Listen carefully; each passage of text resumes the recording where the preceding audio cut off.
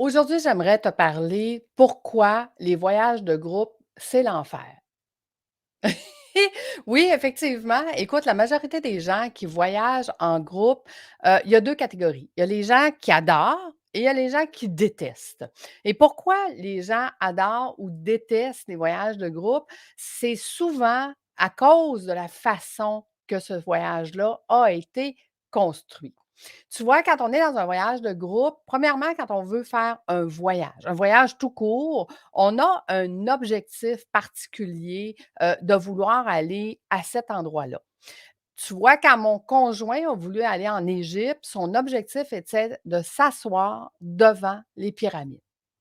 Quand on était en l'organisation du voyage, évidemment qu'il y a un guide et ce guide-là, son rôle est de venir nous accompagner, nous expliquer l'histoire, nous raconter qu'est-ce qui se passe, pourquoi que cet endroit-là a été construit, de quelle façon et c'était quoi les idées en arrière de la construction de ce qu'on est en train de voir. Ce qui est super intéressant, quand on a un guide qui vient nous faire voyager dans l'histoire pour bien comprendre ce qu'on est en train de voir, où est-ce qu'on s'en va et pourquoi ils ont créé telle ou telle chose.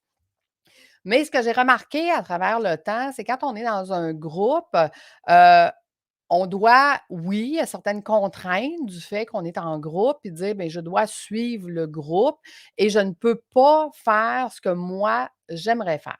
Je te donne un exemple où est-ce que si on a un guide puis que tout le monde est obligé d'écouter le guide, bien, il y a des gens qui n'aiment pas ça, entendre le guide. Il y a des gens qui ne sont pas là pour ça. Il y a des gens qui sont là pour aller voir ce qu'on est en train de voir et ce qu'ils veulent, c'est d'avoir le plus de temps possible pour aller voir justement ce qu'on est en train de voir. Donc, une des choses que je n'aime pas dans les voyages de groupe que j'ai participé, c'est le fait qu'on est obligé, premièrement, de rester avec le guide. C'est une des choses que je ne ferai pas dans mes voyages de groupe. Si les gens veulent aller voir et ne veulent pas écouter l'histoire, c'est parfait. Donc, s'il y a la moitié des gens qui veulent aller seulement prendre des photos et se promener et profiter du moment où est-ce qu'on est à cet endroit-là, c'est parfait comme ça.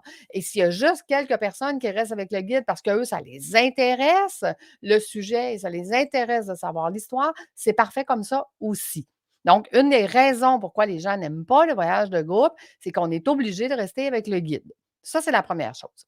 La deuxième chose, c'est que les voyages de groupe, souvent, c'est que tout est déjà planifié. Je sais où est-ce que je vais être à 8 heures, à 8h15, puis à 8h30, puis à 9h, 9h30.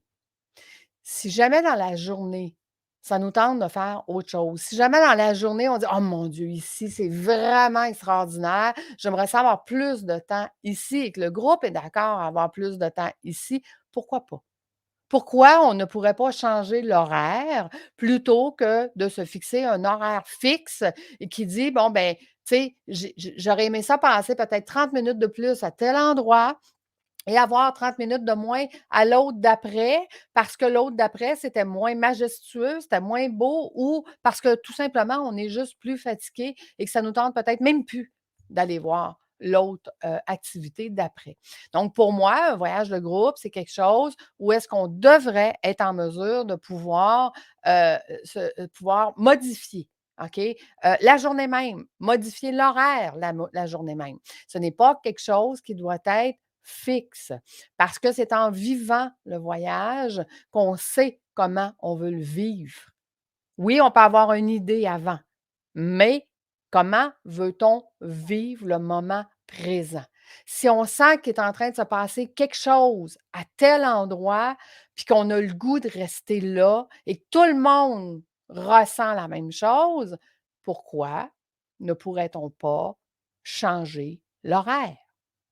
Donc, tu vois, ça aussi, c'est un des aspects que j'ai remarqué en voyage de groupe qui ne se fait pas, mais qui devrait se faire. Évidemment, c'est ce que je vais faire. L'autre chose, tu sais, les gens disent: «OK, Lucie, c'est quoi le parcours? Je veux savoir qu'est-ce qu'on va faire à tous les jours». Pourquoi on ne laisse pas, dans nos voyages de groupe, la possibilité d'ajouter quelque chose qui est extraordinaire? Moi, une de mes philosophies, c'est de demander aux gens locaux: «Est-ce que vous avez un endroit que vous allez, puis que les touristes ne savent pas, que les touristes ne vont pas, que les touristes ne font pas en général? Où est-ce qu'on devrait aller, que vous nous conseillez, mais que personne ne sait? Que personne généralement va là, parce que c'est en dehors des chemins touristiques. Les chemins touristiques ont été faits pour être performants, hein, pour avoir le plus de choses possible en le moins de temps possible. Mais moi, je pense qu'un voyage, surtout si je m'en vais à l'autre bout de la planète, un voyage devrait être en mesure de nous donner l'opportunité de vivre des moments extraordinaires, de ramener l'humain dans le voyage. L'être humain qui vit là-bas, qu'est-ce qu'il a à nous dire? Qu'est-ce qu'il a à nous montrer? Qu'est-ce qu'il a à nous faire expérimenter? On n'est pas obligé d'aller dans les endroits qui ne sont pas sécuritaires. Il y en a des endroits sécuritaires. C'est quelqu'un des hôtels qui nous le suggère, c'est parce qu'ils savent que c'est sécuritaire, par exemple. Si c'est un guide de quelqu'un qui m'a été référé parce que j'ai une grande communauté, puis cette communauté-là me dit, écoute, moi, je suis déjà allée, exemple, en Thaïlande, et je connais quelqu'un en Thaïlande, un ami qui est devenu un ami parce que j'ai resté là pendant plusieurs années, qui va être votre guide, qui va vous montrer des choses extraordinaires en dehors de qu'est-ce qui est touristique. Ça devrait être ça aussi, un voyage extraordinaire de groupe. Et surtout, ce qui devrait être le plus extraordinaire dans un voyage de groupe, c'est que chacun puisse dire: «Moi, le moment le plus important de mon voyage, c'est ça». Mon conjoint, quand il a dit: «Le moment le plus important de mon voyage, c'est de m'asseoir devant les pyramides», et que quand on a fait notre voyage, à ce moment-là, j'étais pas agent de voyage, je n'avais pas mon agence de voyage. La seule chose qu'il n'a pas fait, c'est de s'asseoir devant les pyramides. C'est pas ça, un voyage extraordinaire. Il est content d'avoir été en Égypte, mais il est malheureux de ne pas avoir fait la chose la plus importante pour lui. Si tu vas à l'autre bout de la planète pour faire un voyage de groupe, fine, il y a des choses des fois que tu vas devoir suivre le groupe. Mais est-ce que tu peux faire la chose qui, pour toi, est le plus extraordinaire? Et je pense que ça, une bonne agence de voyage devrait amener tout ça dans un voyage de groupe. Qu'est-ce que tu en penses? Écris-moi sur ma chaîne YouTube de Fais voyager ton entreprise, le podcast, tes commentaires. Quelles ont été tes expériences, toi, du voyage de groupe? Qu'est-ce que tu as aimé? Qu'est-ce que tu n'as pas aimé? Ça va me donner des outils pour pouvoir mieux planifier mes voyages de groupe que je vais faire avec mes gens.